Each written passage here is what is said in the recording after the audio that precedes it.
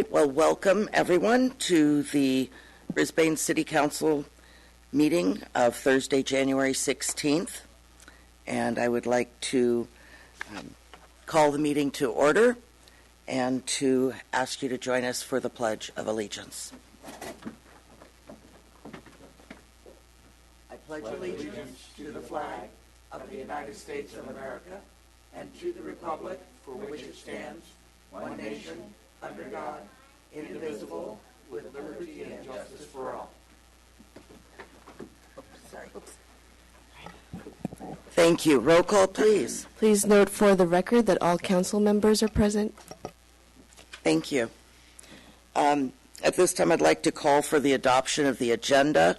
I would like to make one change. I'd like to close in memory of Betty Salmon and also in support and sympathy for the fire victims of Australia. With that, does anyone else have any changes? Move adoption as amended. Second. All those in favor? Aye. Aye. Aye. Thank you. That moves us on to oral communications number 1. I do ask that these comments are on items that are not on the agenda, and to please limit your comments to 5 minutes or less. The city staff will have a timer, and before we do that, we can report out for closed session. Thank you, Madam Mayor. The council met in closed session to discuss certain real estate and litigation risks, and staff was given direction as to how to follow up and report back. Thank you. Great, thank you. With that, I'll call up the first oral communication, Marta Bookbinder. Good evening, council members. My name is Marta Bookbinder, and I am president of the League of Women Voters of North and Central San Mateo County. I reside in Colma, California, at 520 Midway Avenue. So I would like to come to you today, as I am going to all the city councils in our north central area of San Mateo, to ask you if you would consider doing a proclamation, and I have the request, about the 19th Amendment centennial that will be happening all through this year, where the women got the right to vote. At the same time, the League of Women Voters was also founded in the same year as preparation to implement the 19th Amendment that was finally ratified and signed into law in August of 1920. So I have some information here. I would like to ask if you would consider doing a proclamation to celebrate with all of us that wonderful adventure that we all got into to get everyone, or every woman in the United States to vote. So I'm sure you have no questions, so I'd like to enter it for your record. Thank you. If you could give that to the clerk, that would be great. Thank you. Thank you very much. How you doing?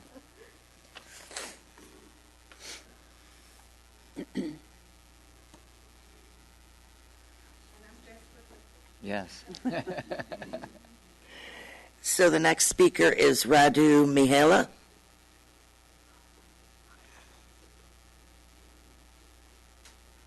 I live in Brisbane, and I would like to speak on sustainability and a sustainability proposal for the Baylands. So about a month ago, UPC presented their plan for the Baylands development, and Anthony and I would like to propose a suggestion, or to suggest something to the City Council to consider for energy sustainability.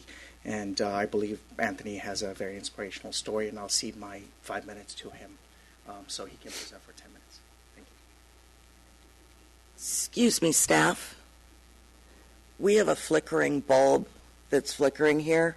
Is there something we can do to either turn that off, or I think it just started when the lights dimmed?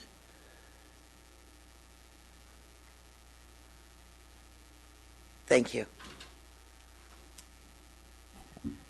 Hi. So my name's Anthony Walker. I'm a resident here in Brisbane. Okay, things are moving. And I wanted to talk just a little bit about some of the things that Radu and I have been discussing recently regarding the Brisbane Baylands Sustainability Plan, and as that pertains to renewables, battery storage, and self-sustainable energy going forward for the city. So the Brisbane Baylands development, their stated zero net energy goal, we really feel is not aggressive enough. If I'm not mistaken, the plan currently aims to account for 50% of its electrical power from solar and to cover the rest in the form of credits, with no mention of battery storage. So the net energy concept, it sort of treats the grid like a battery, which it really isn't. And any savings are completely dependent on the utility's pricing models at that time, and, of course, the continued solvency of that utility. And none of this actually helps with energy security for the community or with peak demand for the grid. Now, typically, credits mean some kind of a carbon offset, by funding the equivalent renewable project somewhere else. Our contention is, why would we not just keep that same amount of money in the community and try to push ourselves closer to actual zero emissions? There's also the issue of what happens in the future when renewable energy is the standard, is the rule, not the exception, and offsets are harder and harder to come by as time goes by. So relying on credits to offset a large portion of the development, this carbon footprint is just not really a long-term solution in our view. And so we feel we should really aim to take the city of Brisbane, as self-sustaining and energy independent as possible. I wanted to take you just through my own experience a little bit. This is our house here in Brisbane. My wife and I moved in about 3 years ago, installed a 6.2 kilowatt rooftop solar array in June 2018, and then 2 Tesla Powerwall batteries in May 2019. That's about 27 kilowatt hours of storage. We also switched to all electric vehicles in late 2018. All home appliances upgraded to electric except hot water. That's coming soon.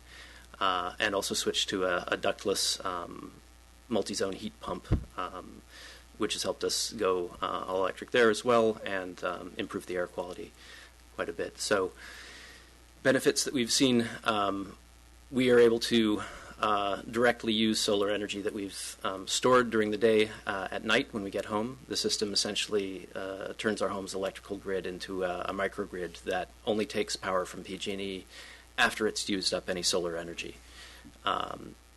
Fully charged, our power walls provide about 2 to 3 days of power for the house, and if the next day is sunny, they just get topped off and keep going.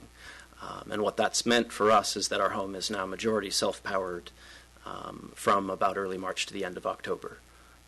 So that's fully 9 months out of the year. We're really not drawing anything at all from PG&E. And this has the added benefit of if there's ever a grid failure, we're covered. There's no need for a backup generator in case of emergency. So these are some actual numbers that we've been seeing. This is starting in May 2019 when we put in the battery storage until the end of the year. Home energy usage for this period for us was 98% offset by solar, and fully 70% self-powered. That's including 2 winter months. As I said, from March to October, it's much closer to 100%. You can see the yellow bar is solar there, and the gray, which in most months is sort of down below the line, is grid. Right. So, right. What about the costs? Right. So what we're paying, we pay $139 a month for the solar panels. That's a 0-down 20-year loan in our case. That's pretty equivalent to what we used to pay PG&E. Our average monthly bill is about $129 before that. We pay about $101 a month for the power walls. That's a 0-down 10-year loan. And that's about what we used to pay to gas up the car. So by my calculations, I'd say we're at least breaking even, and prices have come down quite a bit since. So what that does for us is it locks in our monthly costs for home energy and for transport for the next 20 years. With the way things fluctuate and what's going on with PG&E, it's hard to know what that's even going to look like in 20 years. Right. So our contention is if a small 1920s era home here in Brisbane can become this energy efficient through retrofits, then Brisbane Baylands, a brand new development, can go much, much further by pooling their resources and working with a blank canvas. This is one solution that I think may be of interest here. So on the left, those are the units that we have in our home, the Powerwall. Power Pack and Mega Pack are, it's the same battery technology, just in a larger configuration, so that the Power Pack is essentially a weatherproof container equal to about 16 Powerwalls with each unit. And these are going into regional utilities and large-scale commercial customers in the case of the Mega Pack, based on need, the need of the installation. I think it's important to reiterate here that this is not a future solution in need of more R&D before it becomes viable. These batteries and renewable solutions are already in use in many communities all over the world. They're here today. I've got two in my garage here in Brisbane. And they're working great. So I won't go too much into the details here, but these are 4 large-scale projects that are have been built and are currently functioning, and could, I think, potentially be a model. I'll just highlight one. The solar energy plant in Kauai is a sort of an interesting contract, I think, in that they didn't buy the equipment outright. They contracted with Tesla to instead buy the electricity, and Tesla installed the basically this solar energy plant, selling to the residents for 13.9 cents a kilowatt hour. So there are lots of ways to handle that. Right, so I hear you saying, okay, neat, but what does this have to do with the Baylands? So we've been talking a lot about this recently. We think that this technology could present a really unique opportunity, especially with a smaller community like ours, to come close to or achieve 100% self-powered, a 100% self-powered city running on renewable energy.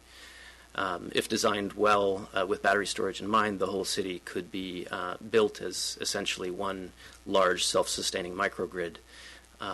This would help the community be more resilient in the face of future losses of grid power due to PG&E shutdowns, fires, natural disasters, and starting from scratch with super efficient modern building techniques and energy efficient electrical appliances, which I believe is already part of the plan, will reduce demand that much more, and make any system like this that much more useful. I had an additional thought that this could even be run, for example, by the city as a local utility or electrical cooperative, something along those lines, much as we already have water, city water in Brisbane. Raju had an interesting idea that maybe we could even have sort of a retrofit program to help local homeowners install battery storage in their own homes. There are many ways to address it. But as far as next steps, we were thinking we would really like the city's blessing to reach out to Tesla to discuss how we might be able to best meet the needs of Brisbane and the Baylands development's clean energy goals. Tesla could present to the city a plan for 100% renewable energy that's viable for the development, that would make sense for all parties involved, so that we could then submit that to the UPC for their consideration. Just another, putting some actual numbers behind it and having an actual plan in place that makes it that much more concrete and sort of another thing to consider. We would really like to push that the city not to accept weak half measures when it comes to this sort of thing, upholding the standards of our city's climate action plan. We think we can and should do much better than what's currently being proposed in the development. I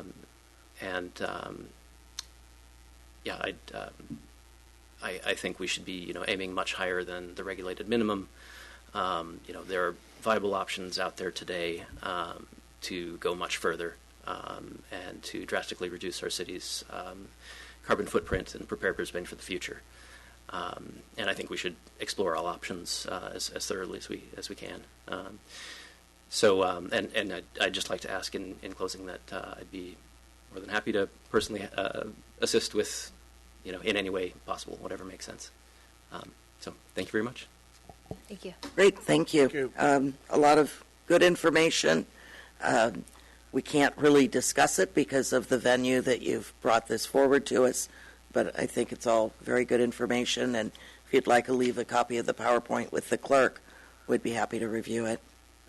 So I'm sorry, we're asking for actionable steps here. So what is the follow-up? We can't because it's not agendized. We cannot, So are we you cannot ready to- discuss this. We would need to bring it on an agenda item Okay. in public session. So that's something that we can ask staff to work with you. And personally, I think that your first step would to be reach out to the developer before they bring a plan. Maybe you can integrate with that also. Can you leave your contact info with, if she Okay. doesn't have it? So, Okay, thank you. Thank you. thank you. Very good. I think maybe also they could come to us like a Bayland subcommittee meeting. Could be like a That's true. good place to, because the council representatives are there and the developer is at those meetings, so that might be, there's a time for public comment. Madam Mayor, may I add something? Sure. I think our presenters are unaware that it's illegal for us to discuss anything that's not on the agenda.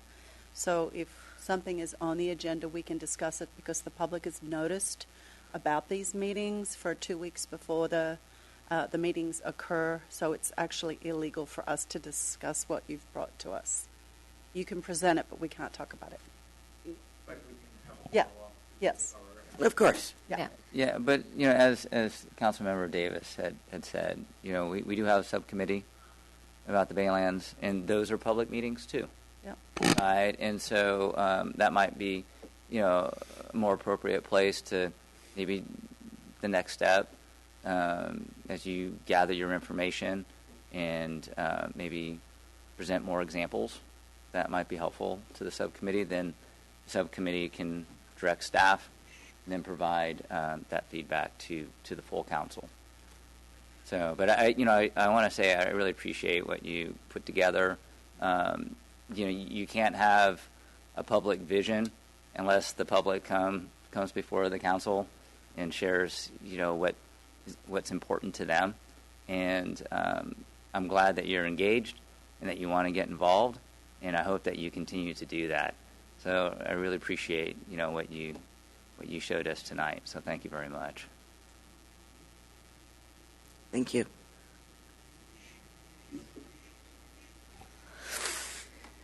Any other members of the public who'd like to speak on an item not on the agenda? Seeing no one, we will move on to the consent calendar. I'll make a motion to approve items A through F. Second. All those in favor? Aye. Aye. Aye. Aye. That approves items A through F on the consent calendar. And we'll move on to old business. Item A, consider adoption of Resolution 2020-04 through 2020-11, approving memorandums of understanding for employee groups. Staff report, please. Yes, this is just the formality of adopting the MOUs that the City Council reviewed as part of the tentative agreements back in, I think, July. The only one that we do not have available for you tonight on this list is the fire. The fire representative was on vacation, and we were not able to get him and his representatives to sign that one. We will bring that back in February along with the police MOU, and we'll also bring back the hourly rate increase, because one of the things that you did when you approved the MOUs and the TAs back in July, you approved a 2% increase for the general employees in July, a 2% increase in January, and our hourly employees go along with the general employees or those types of increases. So we'll bring all that back to you in February. Great, thank you. Any discussion? Questions for staff?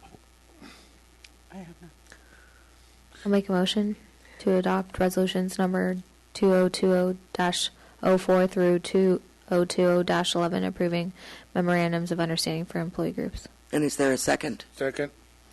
All those in favor? I Aye. Thank you.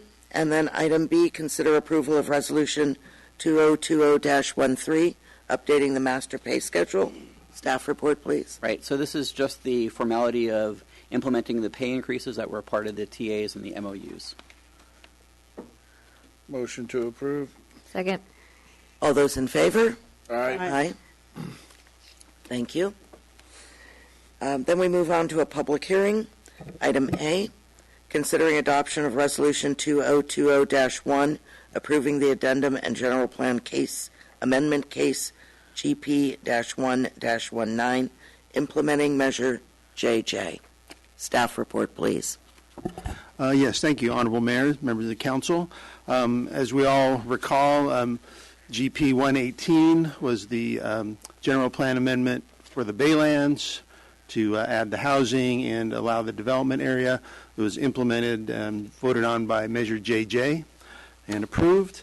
As part of the action on the council's approval of the GP 118 last year, it was recognized that there'd be some other cleanup amendments required to the general plan to integrate the requirements of JJ into the general plan and eliminate some potential inconsistencies within the general plan. So this amendment before you tonight is GP 1-19.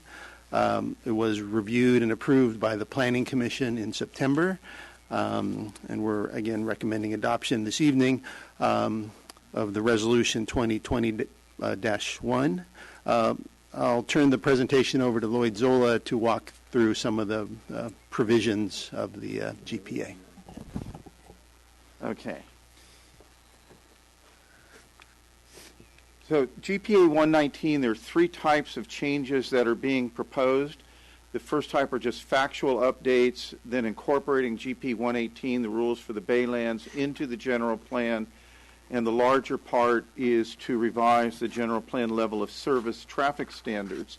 The basic factual updates deal with correct names, landowners, removing references to 1994 as the general plan, removing references to the 1980 general plan and alternatives that were considered in 94, renumbering policies, and some other reformatting, like some chapters had tables of contents, others didn't, so we added those.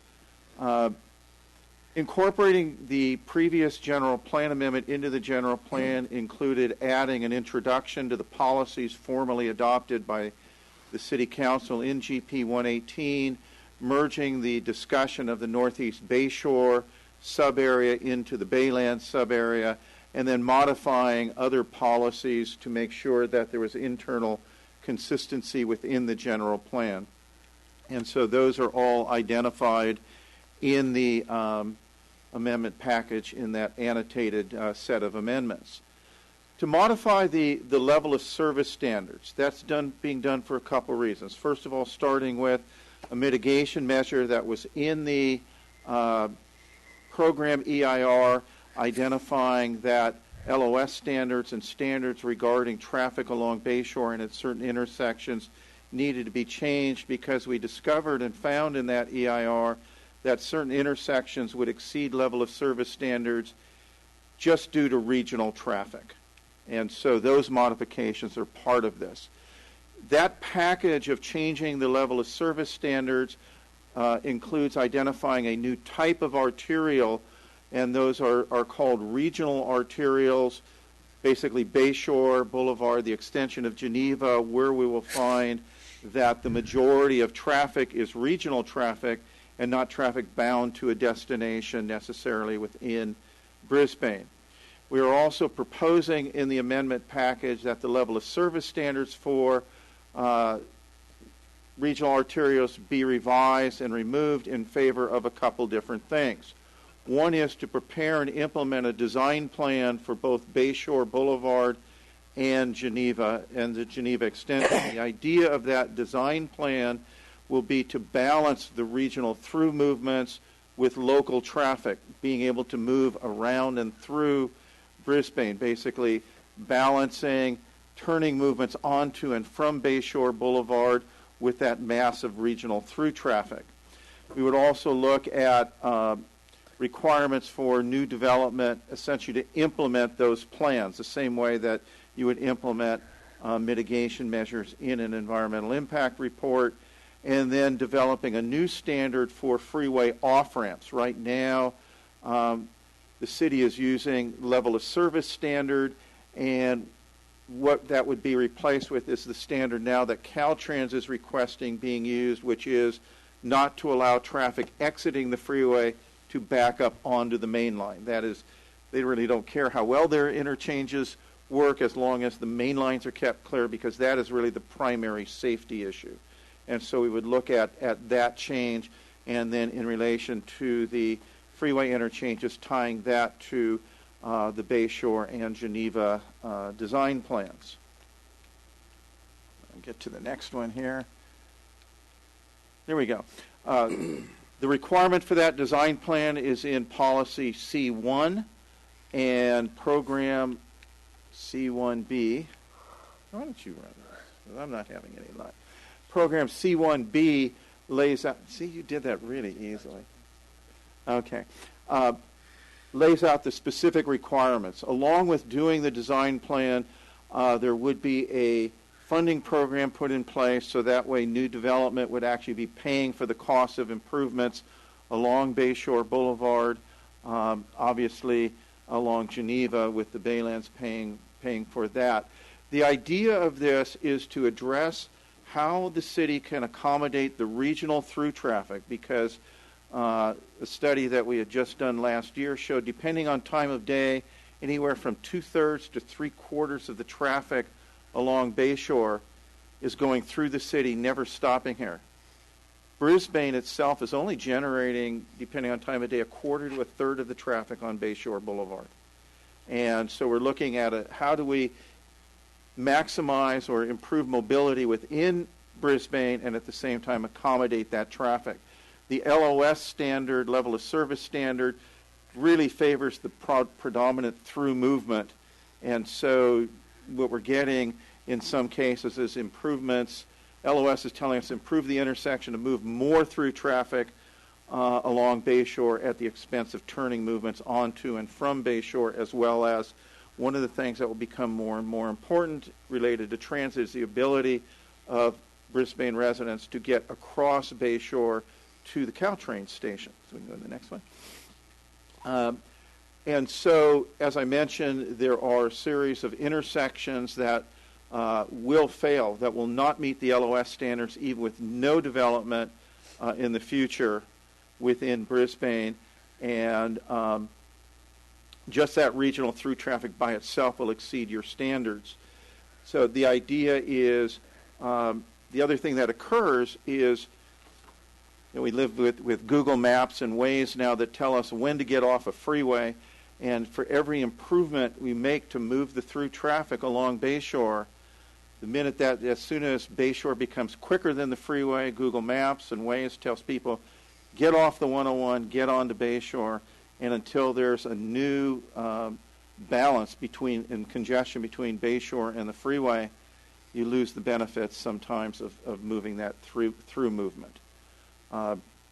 The other example that we had talked at the Planning Commission about that LOS tends to create are things like, I hate using examples from adjacent cities, but Oyster Point and some of those big roadways that are basically moving lots of cars, lots of traffic, and really inhibit people walking, inhibit bicycle traffic, don't do much for transit, and so we'd be looking at developing a balance.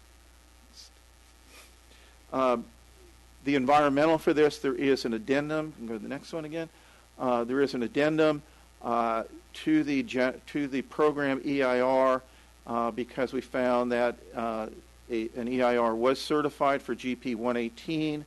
These amendments are basically implementing GP 118 as well as the mitigation measures in that program EIR. Next. And the basic findings in that addendum are the factual updates have no impacts. They don't result in any changes in the physical environment.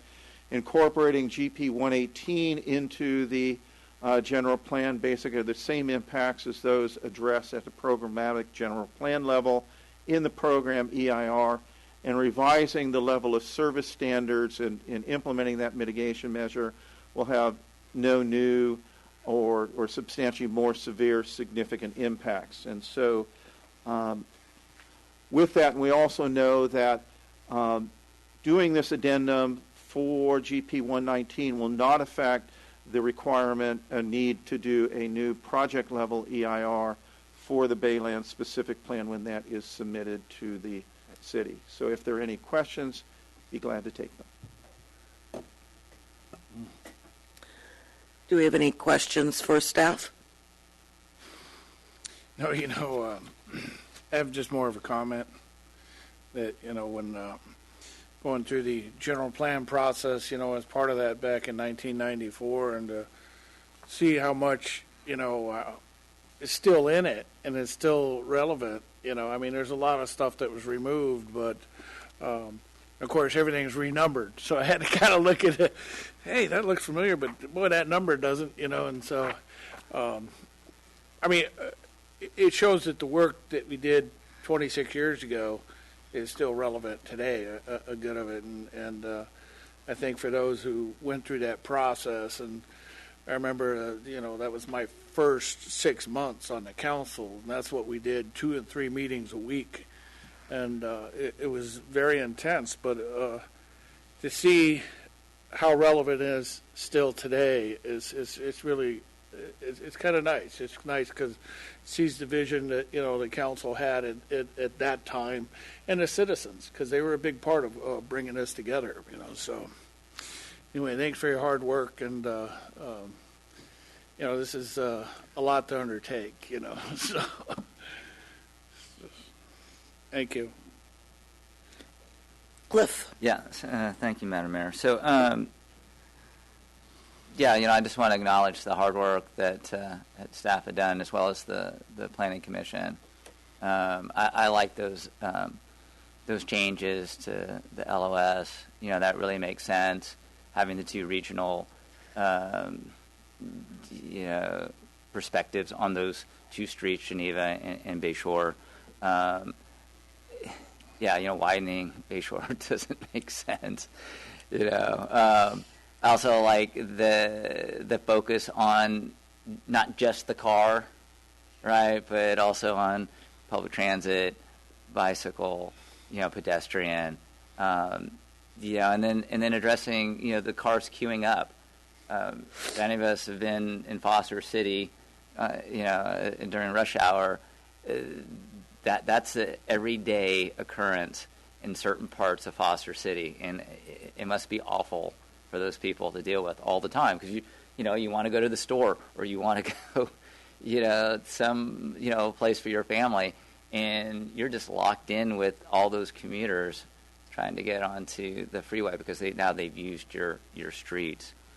Getting to Clark's point about the general plan. So when we had the vote before the voters, for Measure JJ, we stated various goals, all right, that we wanted to put into the general plan. But as Clark talked about, there's all these different layers within.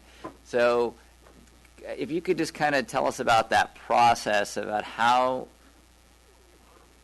the specific plan has got to be consistent with the general plan, and the development agreement's got to be consistent with the general plan. So how does adding all the, I guess, the meat to the bones of what will be the general plan for the Baylands section? Well, again, I think even on the last EIR, if everyone went through it quite a while ago, there's a very lengthy analysis in the land use compatibility section, where literally all the policies that are related to a specific sub-area of the Baylands then we're analyze the project's compliance or lack of compliance with either of those policies was demonstrated and illustrated and discussed. We'll do a similar exercise in this particular environmental analysis as well. I think we'll have a lot more refined direction based on the passage of Measure JJ. And yeah, it'll be very clear to the community in terms of the compliance or lack thereof, and to the decision makers. So we think it's, and all the specificity that was built into the measure will make it much easier, I think, for everybody to gauge and judge the plan's consistency. Okay, so, one of the things I was thinking of was, in the original 1994 general plan, housing was prohibited. Measure JJ now allows for the housing, and so then, if you're going to have housing, then you're going to want some parks, and then, okay, how do you access the parks, and what should be in them, and, just all those types of things. How do we go about ensuring that those things that we think are important for a good quality of life are in there? I think there are a couple different layers.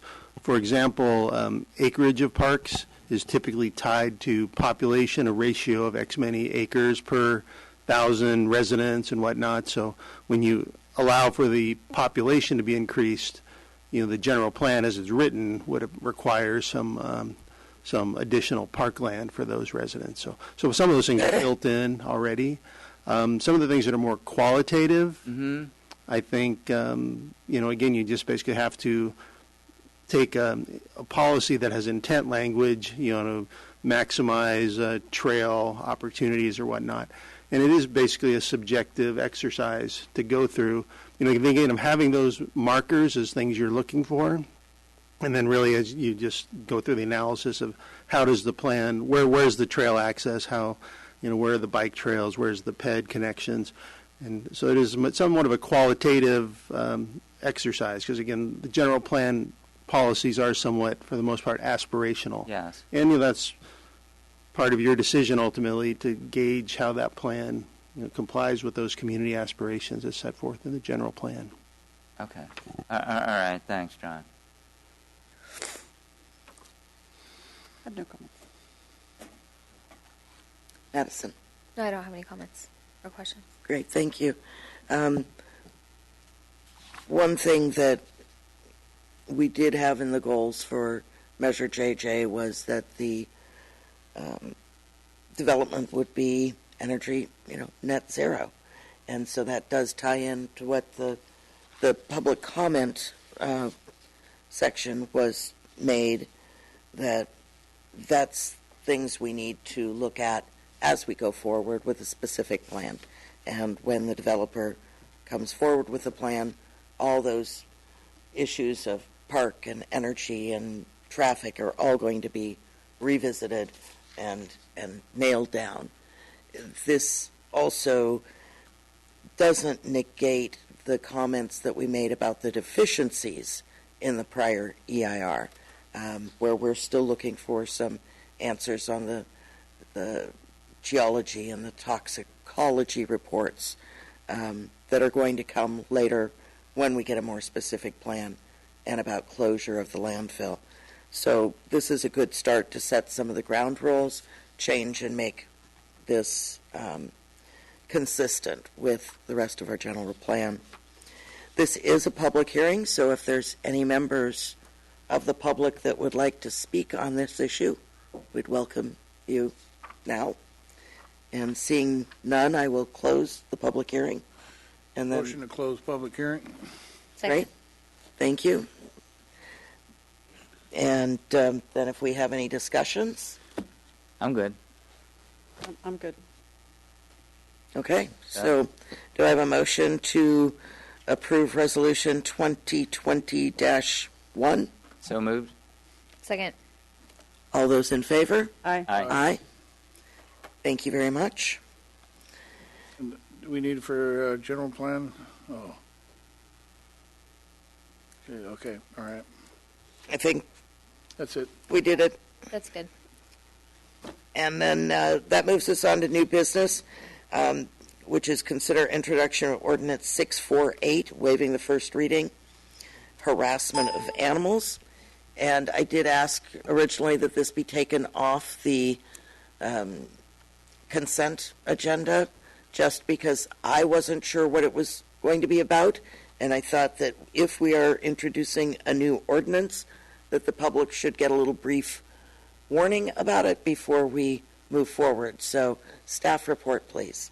Sure, Honorable Mayor, Member Pro Tem, council members. I completely understand wanting to pull it off. It's got an odd-sounding name, so we get the early reveal on your screen too. So, but that's okay. So let me tell you what we're doing, why we're doing it, and what we're really going after.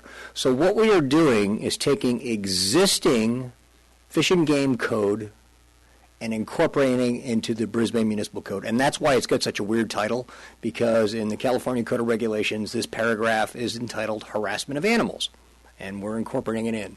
So why are we doing it? Well, the reason we are doing it is, number one, it makes it a little bit easier for our officers to enforce, and more importantly, if you enforce it under the California Fish and Game Code, it becomes a misdemeanor on the violator's record, and it never goes away. So if someone gets cited for it, and then 10 years later they have to get fingerprinted for a job or for some other reason, it shows up as a misdemeanor on their record. When we incorporate it into our municipal code, and in particular in the section we put it in, the violation is now an administrative citation.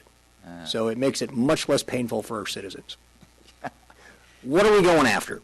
What we are trying to do is change the behavior of well-intentioned but misguided individuals who are feeding non-domestic animals. And as this slide came up, we're going to talk about the first set of them. But as I was considering this, it's one of those things, it's almost a little peculiar. I'm probably not the only one who noticed that when we think about the small rodent creatures, has it occurred to anybody else that we judge them based on the presence or lack of fur on their tail? Yes. Because if it's a rat, you're like, ew. If it's a possum, you go, ew. But if you put fur on their tail, you think, oh my God, that ground squirrel is so cute, I have to feed him. And unfortunately, when you do that, you create an overpopulation of ground squirrels, and they start to do the type of damage that you're seeing on your screen out there. Our marina is getting torn up as a result of this. And this is not the first time we've tried to go after it. 15 years ago, we started putting owl boxes and raptor boxes out there because we were trying to control the population of both gophers and ground squirrels. And I couldn't come up with the video, but that long ago, we had a video of a very cheeky gopher who was taking on a red hawk. And unfortunately for him, notwithstanding his enthusiasm, the way of nature took over, and the red hawk eventually did succeed in its task. So you're saying the birds aren't working anymore? The birds have really we don't really have enough birds to get rid of as many of the ground squirrels and gophers as we have. And as you know, we follow an IPM, an integrated pesticide management program, so we don't do poisoning out there, so we're restricted to trapping, and we're trying to get people to stop feeding them. So I'll go through some of these slides quickly. There's a nice hole that's being dug right next to a fire hydrant. You can see that patch there, which is where the repair has been completed at the promenade from previous one. You can see we're starting to undermine the docks, and this is all ground squirrel activity. They're tearing the heck out of that as we go on. And in this picture here, I'm showing you everything but the squirrel. You see that nice big hole next to the concrete runner of there. So it's just a bloody mess, and we need to get people to stop doing it. And we don't want to put misdemeanors on their records, but we would like to get them cited when we need to. The other animal that we are going after is pigeons. There are a couple of places where we have huge flocks of pigeons that are being fed. This is birds on a wire, right? This is right across from Bayshore Boulevard. The location it's at, when I got here 20 years ago, we used to call it the Hitachi Overlook, because that building in the background, this is as you come off of 426A, the Brisbane Cow Palace exit. There's that big curve. That used to be it was marqueed as the Hitachi building because they were the primary tenant at the time. Now I guess we call it the curve. But people go in here, and because we've got this area that we fenced off to stop people from dumping, we're having some success with that. People aren't dumping, but then people are using it as a feeding ground. And if you go by there in the afternoon about 4 o'clock, it looks like we've got a bloody pigeon cage going on. Why? Why are they choosing to do that right there? They are bringing sacks of bird seed to that location every day. Yeah. and feeding them It's the most random place. every day. It's not like a park. It's just the side of the road. Well-intentioned but misguided. Now I know why I see those birds there all the time. Yeah, they're I was always pointing that there. out to my Yeah, because somebody's There's- feeding them. There's a They're always 2:30 sit feeder. there. They're never down There's a that guy way that or up comes this by way. every day at He 2:30, must and have been feeding them for A long like time. 30 been a years. while. he drops a Well, it's been since the 20-pound fence went up, sir. I We've got a think I spot down saw at the that marina one day. But So those that going on, and I people was have like, been out there "What a the while. heck?" And we've every actually day a 20-pound sack of birds. We've actually had one accident occur out there where the gentleman was coming off the off-ramp, and he had transitioned over to the number one lane, the one closest to the median, and the flock took, the way he said it, was the flock took off in front of him, so it startled him, so he hit his brake.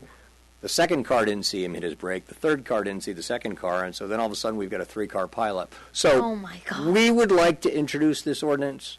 We would like to eventually be able to enforce it so that we're doing administrative citations. I'm happy to take questions. That's the end of my presentation. May I make a comment here? Sure.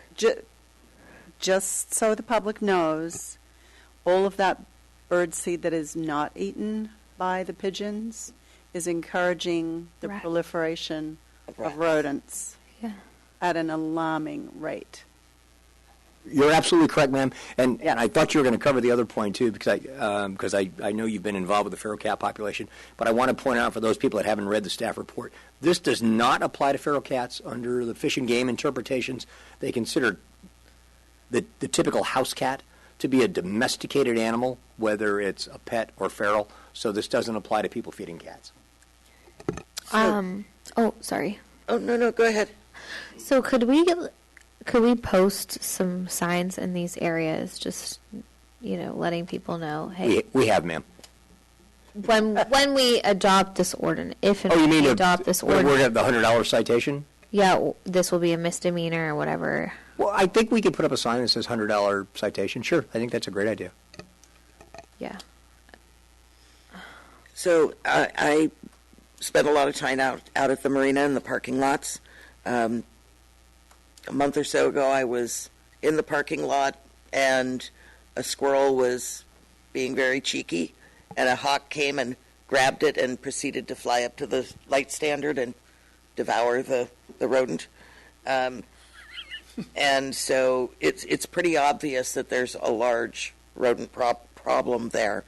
This also is going to discourage residents from feeding raccoons, possums, skunks, all those other wild critters that should be left to fend for themselves, and hopefully get some element of control on that population without using rodenticides. There are a lot of people who feed raccoons too, and I'm just like, why? Stop doing that. Yes. It's encouraging more coyotes too. Mm-hmm. And please don't use rodenticides because the unintended consequences are The that birds. the red-tailed hawks eat the rats that have eaten the rodenticides, and the owls do the same, and then they die too. Yes. So, with that, is there any member of the public that would like to speak on this item? Seeing no members of the public who wish to speak, can I get a motion to approve Ordinance 648? I make a motion to approve Ordinance 648, harassment of animals. Second. All those in favor? Aye. Aye. Thank you. And then we go to staff report, city manager's report on upcoming activities. Okay, so the first item that I'd like to speak to is the Baylands update. Put a short memo in your packet for this evening. As you know, the applicant came before you in November with a presentation.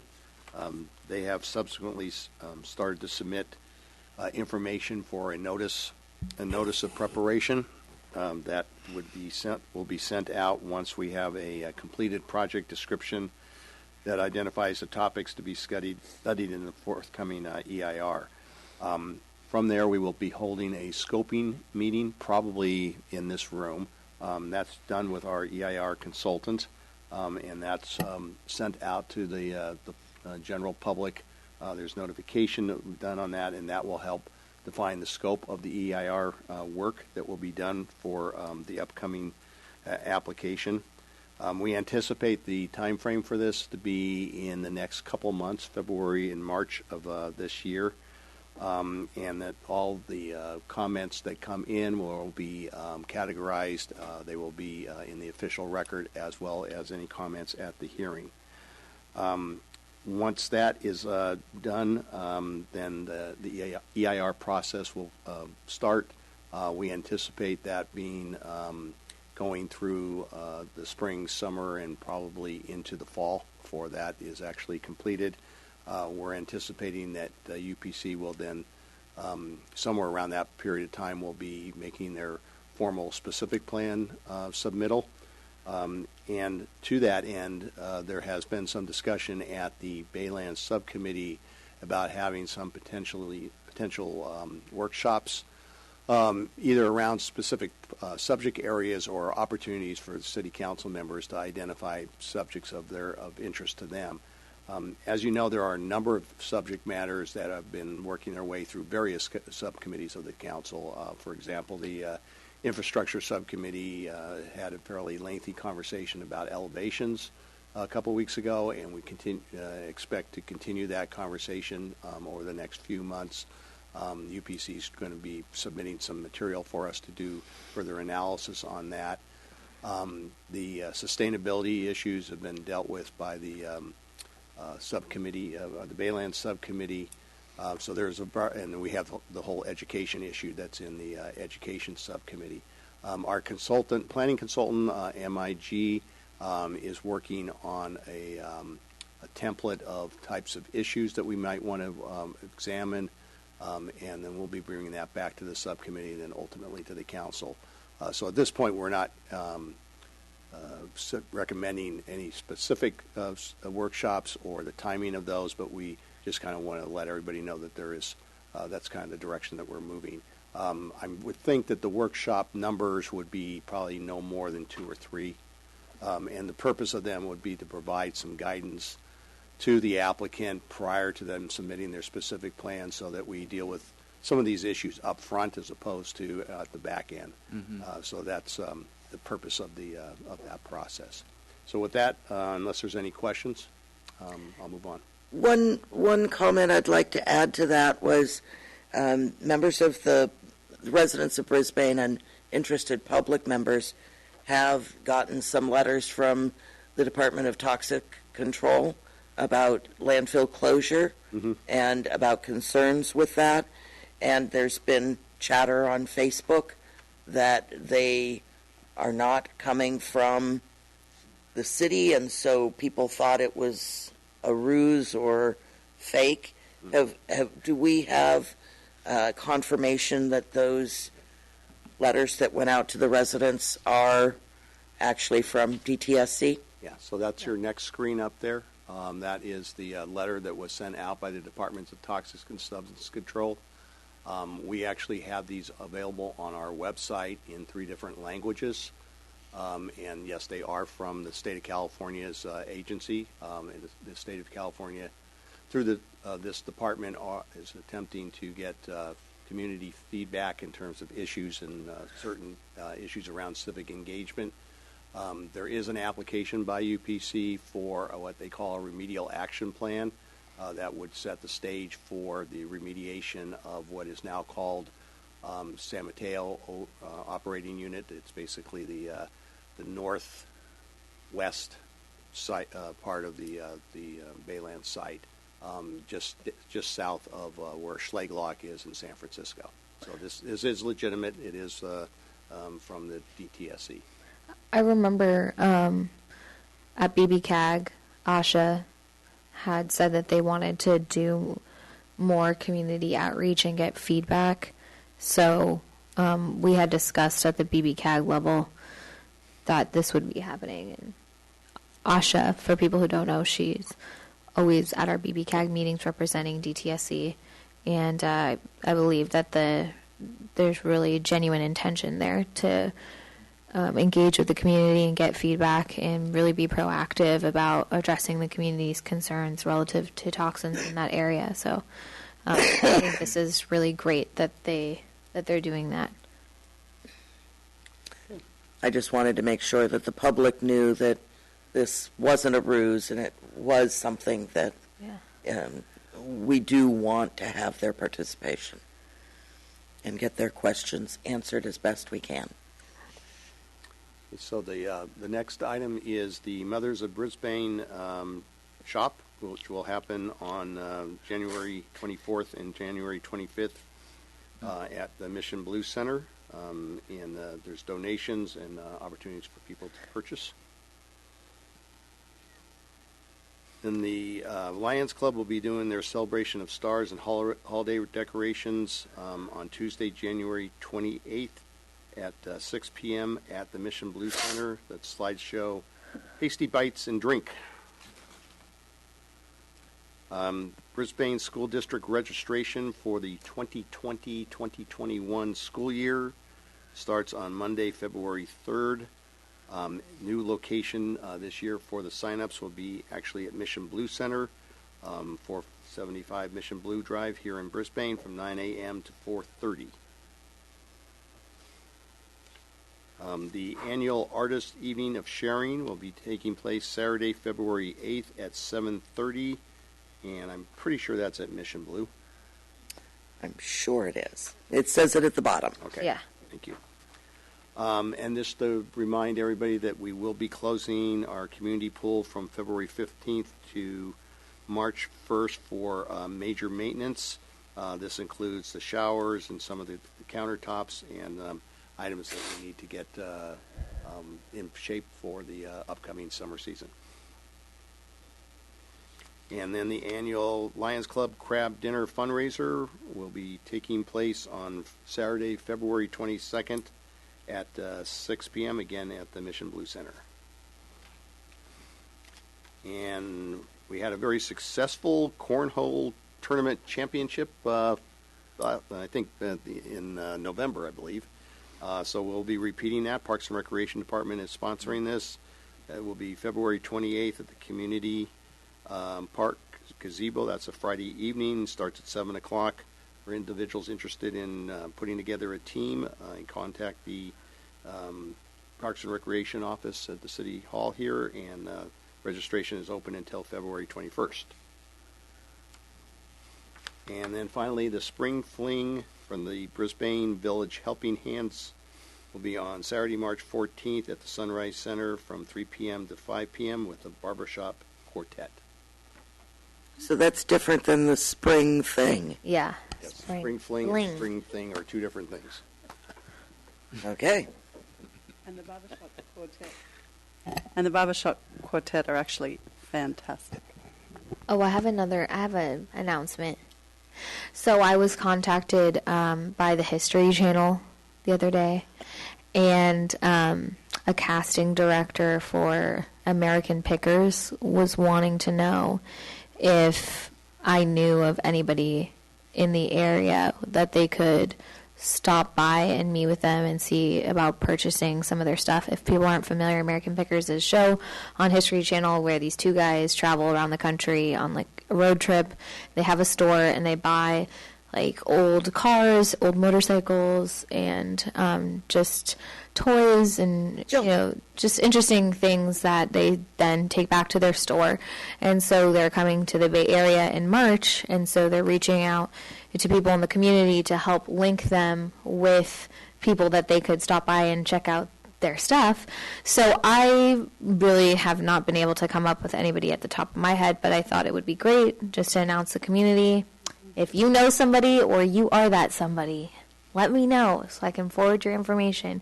And I think hopefully we can get this out in the blast and somebody can try to get somebody to post it for me on Residence. But I would love for the show to stop in Brisbane because sometimes they kind of profile the community, and we would just be the perfect place for them to come and visit. So anyway, that's my update. Great. Be happy to post it for you. Okay, cool. Great. There you go. So that moves us on to mayor council members, and we'll start with countywide assignments and subcommittee reports. Cliff, do you want to start us on this? Sure. Let's see. So Madison and I had a couple of Bayland subcommittee meetings, one of which was what we discussed tonight, so no reason to go into that. Clay touched upon some of the sustainability aspects of the Baylands. This document here, we all got this, right?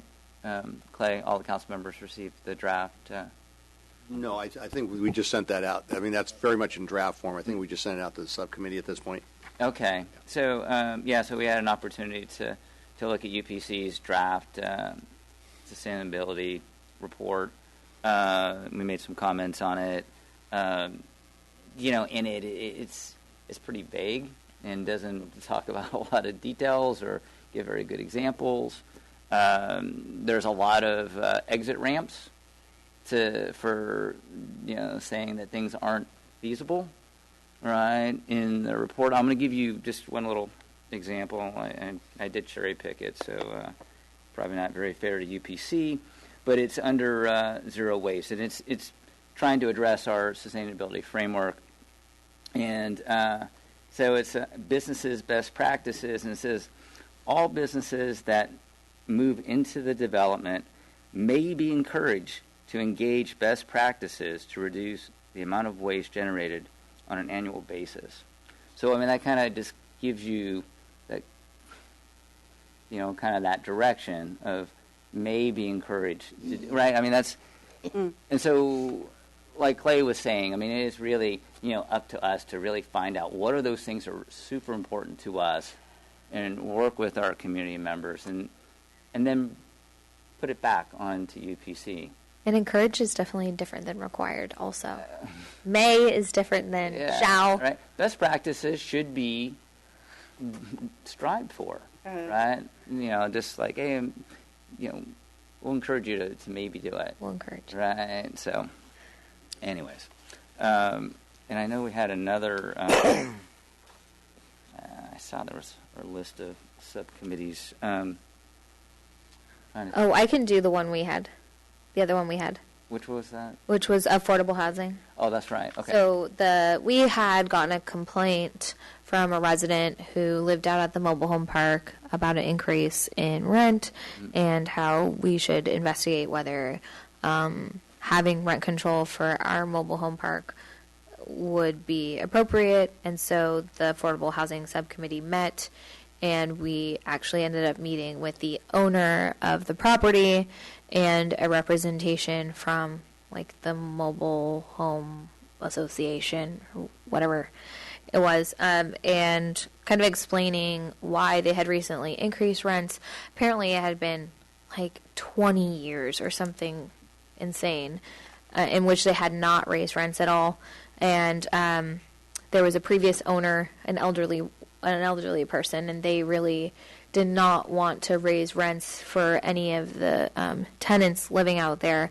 But then that person passed away, and the new owner realized that along with foregoing increases in rent, a lot of capital improvements had been delayed as well, and there was a necessity to upgrade, like the laundry facility and I think the water infrastructure out there, the gas infrastructure, some kind of built a new laundry room and all kinds of stuff. Yeah, and so they and then also to kind of catch up a little bit with current pricing, they did I think around a 15% increase, and we talked about the nature of the park and who lives out there, and after speaking with them, we came to the conclusion that the subcommittee would not recommend moving forward with looking at rent control for the mobile home park, and we kind of left it at that.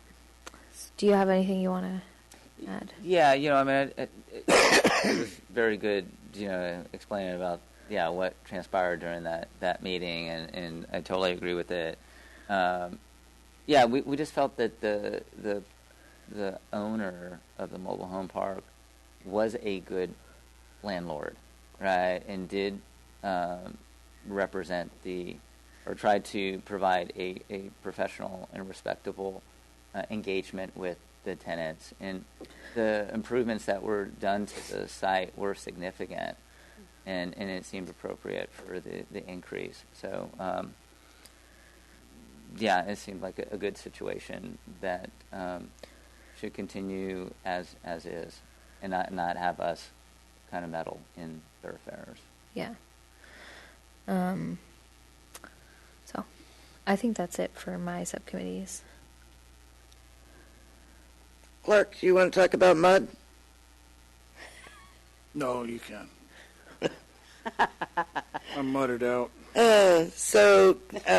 Clark and I met for the infrastructure subcommittee, and we had UPC come to us because they are interested in an opportunity to procure some bay mud that they will need to do landfill closure and to do closure on their other sites.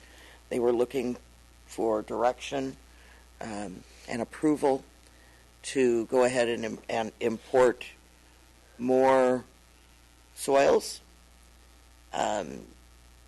And we gave them direction that we would like to see comparable reductions in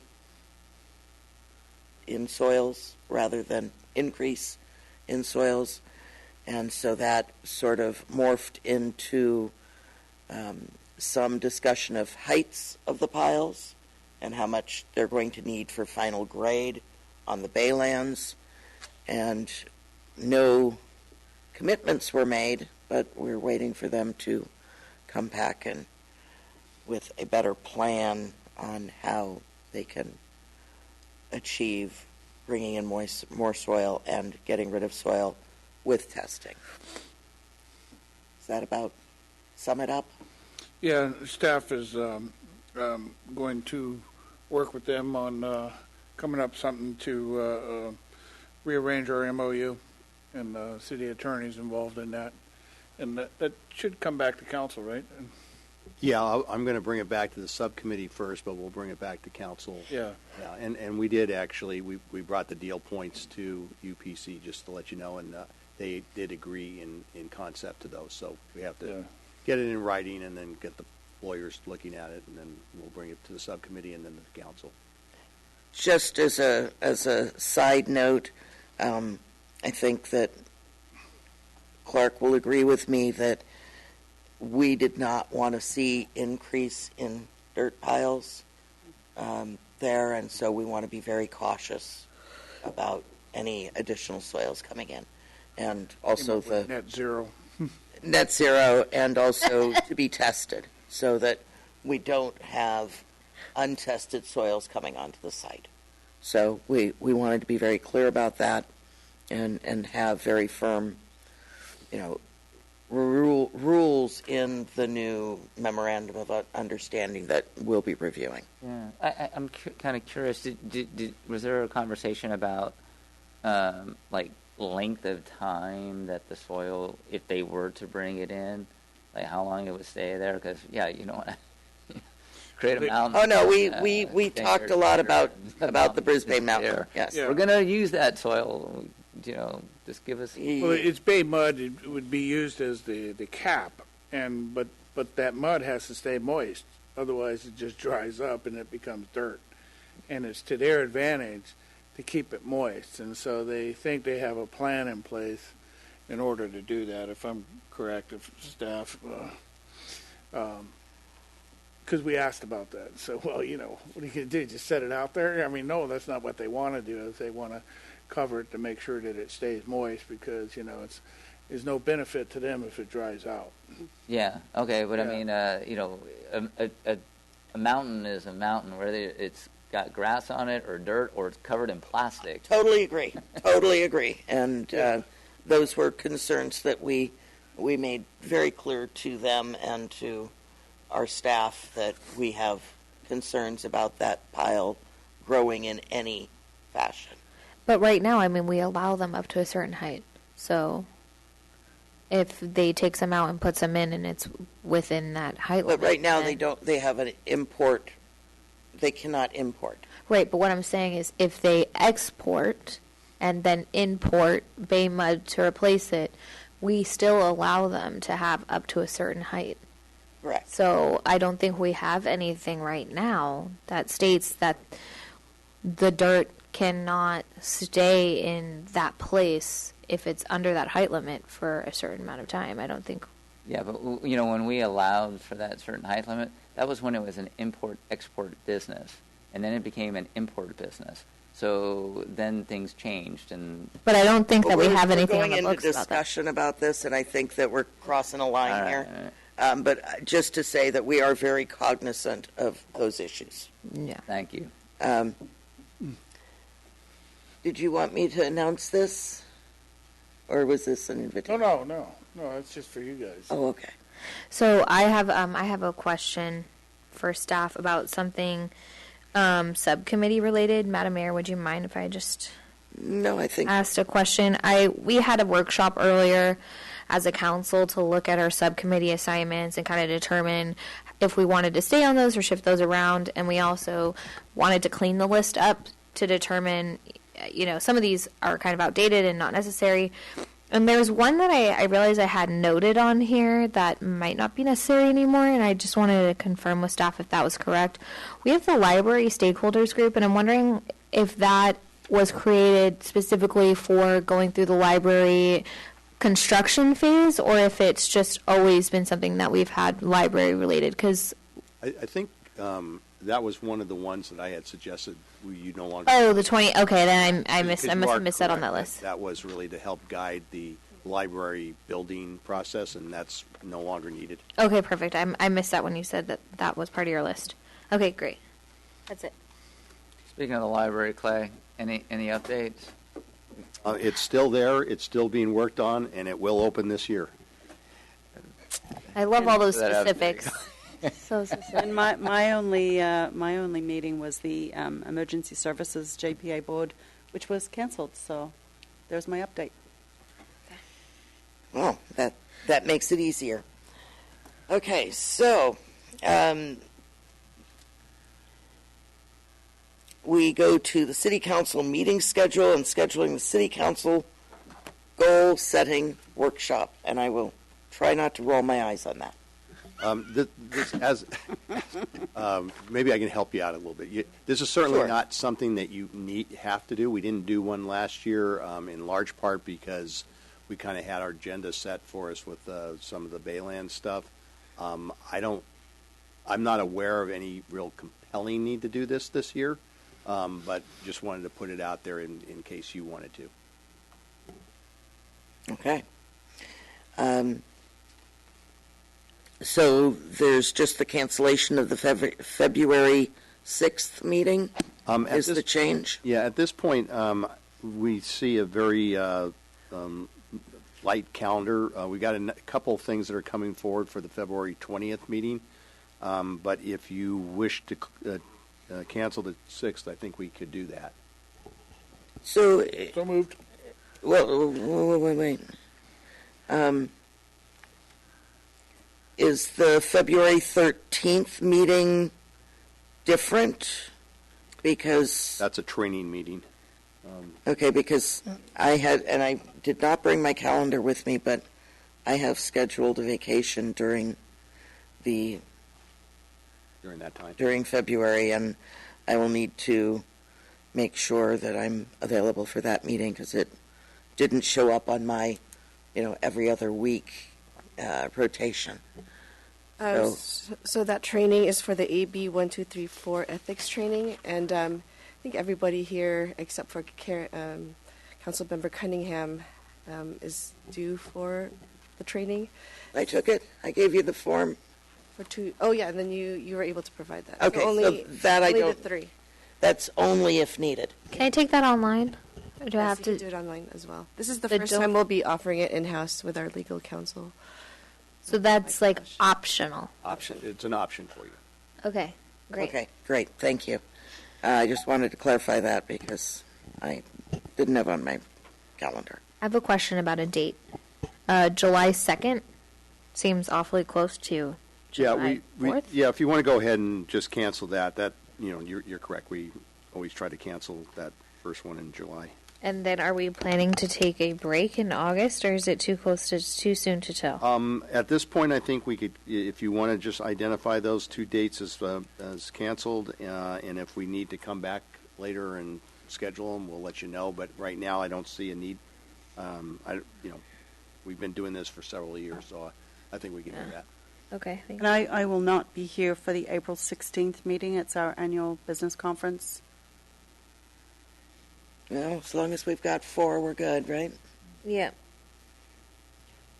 Yeah, I have a conflict. On January 30th, I'm going to be out of the country.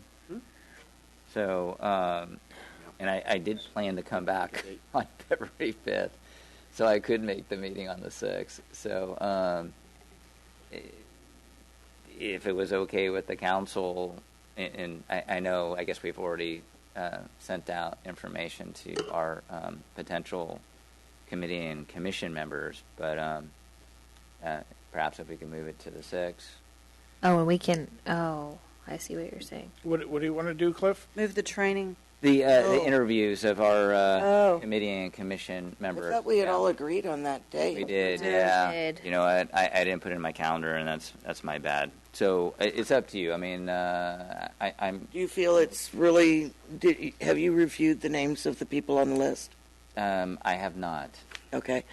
Perhaps if you review the names on the list, and if we can keep that date, unless And then and look at their applications, and perhaps you can give any comments to staff who might be able to forward that to us. Is that appropriate, Tom? I don't think you can vote. You can't vote, but you can certainly submit the materials.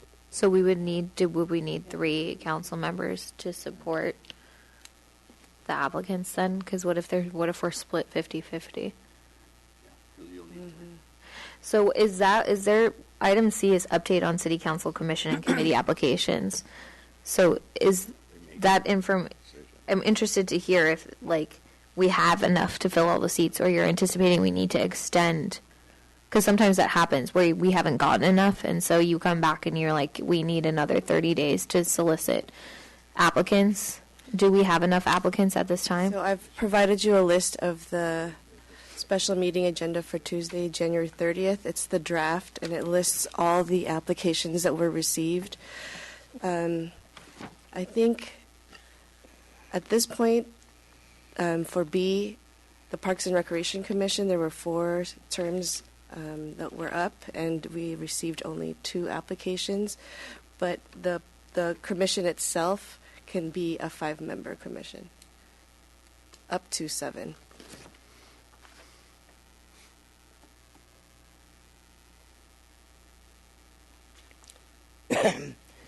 It may be helpful if we also get a list of the current people who are seated on this and whose terms are up, so we know what the balance will be left on the different commissions. I also think this is like a 2-day. This looks like a 2-day interview schedule to me. I had talked to staff about the length of time that we were going to need, and whether existing members who are reapplying for their positions would need to be interviewed. And I did think that scheduling a 10-minute interview for existing members, who are reapplying, would be appropriate. So because we have a better idea of what they're contributing to that commission. These are all 10-minute though. I don't know. To me, I think we normally, the last time we did this, we were really good. We were really on it. But in the past, it's gone we've had it go 20 minutes on average on some of these, and then it really pushes the schedule. I don't know that I'm going to be able to do 15 interviews in an evening and then discuss at 9:00 at night. I don't know. I thought we broke it up into 2 separate meetings. I think we did too. Yeah. And then then we had voted on some of them when we came back. So maybe we could do all the ones that have, I don't know if like this would work, but people who are reapplying, maybe we could do all of those people on the 30th, because Cliff has already interviewed all those people before. Or no, could he still vote if he came back then, or no, because he didn't? And then we could do all the people who've never interviewed the second time on the 6th when Cliff is here. You going to be here, Terry, on the 6th?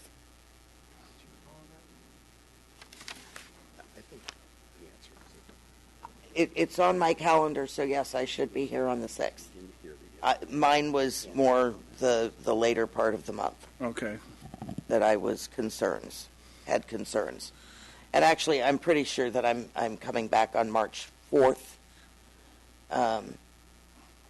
So I'm pretty sure I cleared all these other meetings. I just wasn't sure about the 13th because that was a So, a Madison, your suggestion is to do B, C, and E on the 30th? No, my suggestion is do all the people who've applied in the past on the 30th, because Cliff has already interviewed those people in the past.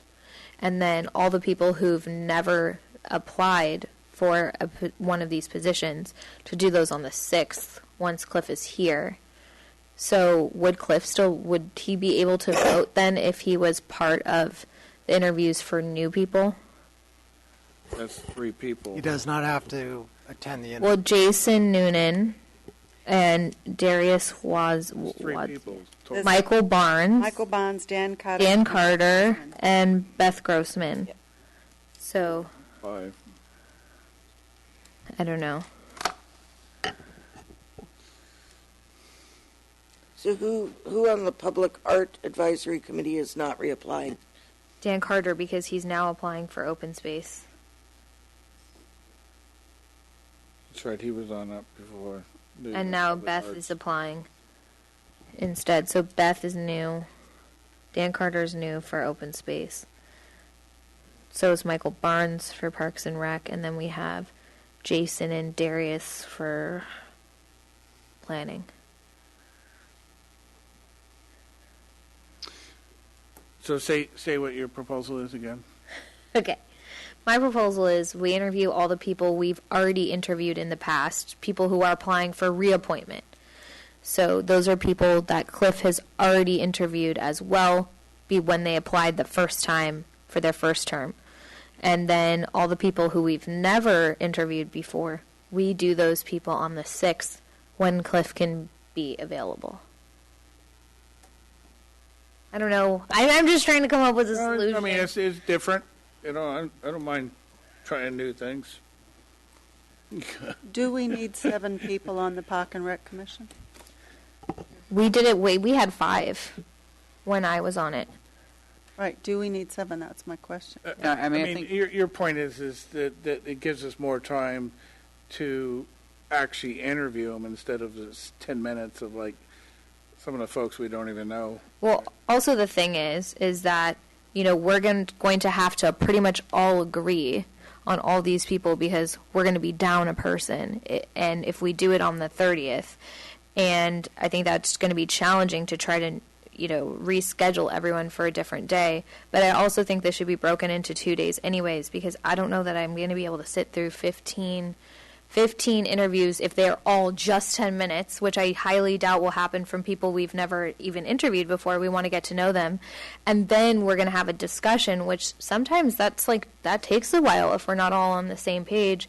And if we can't come to a consensus, Cliff is going to need to come and interview all those people with us again because he won't be able to vote retroactively, right? So I can just see this devolving into like an issue if we're not all in agreement, right? Because then Cliff can't come back and vote if he wasn't. The silence is deafening. So he can vote even if he didn't interview them. Thank you, Madam Mayor. If that's when we vote. And vote. If that's when we vote, but if we vote when he's not present, if we try to do this all on the 30th, and we're not in agreement, then what happens? It's a push. It's 2-2. It's a push. Comes back again. So you're going to be back for a vote to see if you can break the tie. So what are you proposing then, Madison, is that on the 30th, you interview all the people who are already on the commission or the committee, and then on the 6th, we finish the interviewing with the new applicant, and then we make the final vote on the 6th? Yeah. Okay, I'm good with that. Dom, is that legal? It's legal, yes. Okay. Okay, no, I'm good with it. I'm ready. It's just I wasn't hearing from anybody else, so I was going to give another alternative. So. Oh, what's the other? What was your alternative? I'm open to it. Yeah, well, I said it on the we just do the what I call academic B, D, and E on the 30th, right? And we don't have to vote to put them in position, but just do the interviews, and then come back on the 6th and do A and C, or A and D, and then we vote on everything on the 6th. Why B, C, and E? Why did you break it out like that? Huh? Why did you break it out like that? Well, if you read it, it's like Because those are for 2. you got 2 applicants for 4 positions on B. You got 3 applicants, or 2 applicants for 2 positions on C, and you got 3 applicants for 3 positions on E. And then, But that doesn't mean we're going to approve that Well, everyone is appropriate for those Right. positions. Here's the problem. Here's a problem. You guys, I'm looking at the. I'm good with expiration Madison's. date. I mean, I don't want to stretch it out. Okay, so Park and Rec Commission, we would have to approve both applicants just to get to 5. And so I didn't get an answer to my question. Do we need 7? No. No, the city council has, the rule is you have, the Parks and Recreation Commission is 5 to 7 members. But You then can we have would anywhere have to from 5 to vote, 7. yes. Well, not necessarily, because remember there was a time before when we had interviewed people who really resonated with us, but we didn't necessarily think that they would have been a good fit for, let's say, planning. Like one time we got 10 applicants for planning or something. And so some of those people we said, hey, I think you would be really great on Complete Streets. And those people then did have an interest in being on Complete Streets and open space, and we ended up filling other vacancies because we felt those people would be great in that capacity. And I think there has been a time where we may have not been thrilled with all the applicants, and so the commission had, let's say, 4 people or 3 people, and it just went on for a time. And we said, hey, let's open it up. We would like to get more applicants. Or, hey, we don't want to appoint to this one. We want to have another 30 days to see if we can get more applicants and then interview all of those at one time. So I think we can kind of do it however we want. Yeah. Right? I like what you suggested, Madison. If the council's good with that, I think we can move on. I'm good with it. I just came up with an alternative. My only concern is we're going to be interviewing people out of context for hips and skip on out of context for what the position that we're interviewing for. But that I think we can work around. Yeah, and we've interviewed for all these so many times. We've conducted these interviews so many times that I think we're like professionals at this point on that. I think we need 30 more days to get some more applicants. There. Can we do? I sort of agree that we're a little short on applications here. And I For certain. Well, I brought this up when this all went through. I said, during the holidays, people are not interested. I think the way these applications go out is like the beginning of the holiday season. Only the very, very interested people are on it. And I think we need some more time, and I think we need more applicants. I agree that there are some of these sections that could use more applicants. Well, I don't want to just appoint somebody because we need to put bums in seats. I agree. Okay, punt. All right. Okay, so that's another option. How about right? if we come back to you on the February 20th meeting? We'll try to set a time then, and we'll see how many more applicants we got. So we'll extend it until the Yeah, 19th. We'll go around and bang on doors this weekend. I'll go around bang on doors. Okay, all right. Maybe better if you do it. I'm not so sure. All right, well, that solves that. Okay. The only, and if you want to put this off to another day, we can do that, but we're thinking of a one-day budget workshop like we did the last time, 2 years ago, Yeah. on a Saturday. No. Well, we could do it on a Thursday night. It just, it did, do it on I thought it February worked really 2nd. well. February 2nd. I don't know if I'll quite be ready by February not gonna be 2nd for ready. the February budget. 6th. 30. We were thinking about June, which gives everybody plenty of time to think about this. How about February 6th? February 6th. No, this is for the budget. Stuart's having a fit.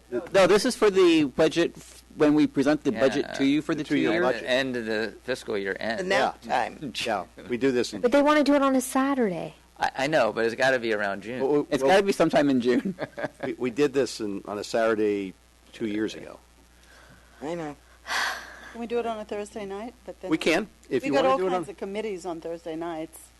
It's hard to get through in one night. That's why the Saturday we can usually get It it can through be in one day. briefer. How about we don't do it at all? That's fine. I mean, if you don't want to go through the budget process, I really don't want to spend a Saturday doing it. All right. I'm just gonna Okay, we'll- train. We will fine. come back with Plan B. we'll come back with a Plan Thursday. B. Good idea. That's our plan tonight. Is just give us whatever the plan B is for everything.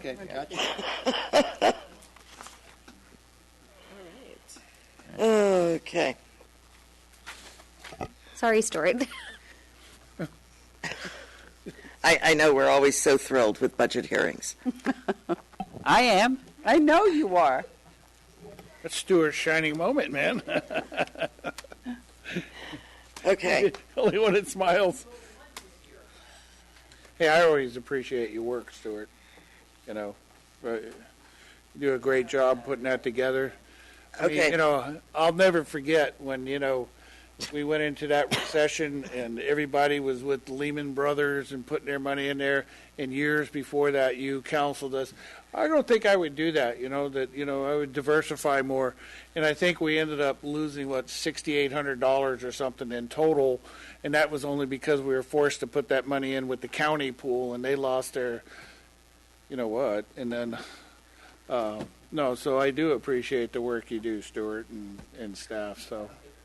Of course we do. Well, I never forget it. I mean, that's important stuff because a lot of cities got into some serious financial trouble because of what happened and how they were invested in those pools and thought they were protected, but they weren't. Okay, moving on. 2, written communications. We received a letter from Michelle Salmon regarding the no left turn on Bayshore from San Bruno.